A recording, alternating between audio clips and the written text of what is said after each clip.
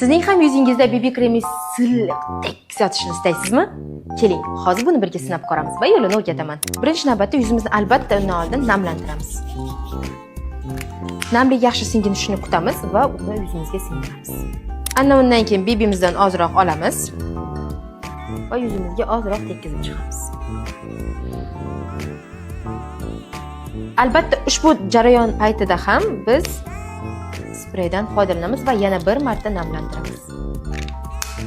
Ishoninglar, bu koreyslarning eng hech kimga aytmaydigan siri. Men sizlarga buni oshkor qilaman. Agar siz ham yuzingizni mana shunday tiniq va BBingiz yaxshi yotishini istasangiz, mana shu suvdan foydalaning. Hattoki yog'li bo'lsa ham, quruq bo'lsa ham, o'shanda yuzingiz tiniq turadi va yaltilab koreyslarning yuziday turadi. Bu esa natija. O'zingiz ko'rib baho bering. Teringiz yorqin, juda ham chiroyli va yaltilab turadi.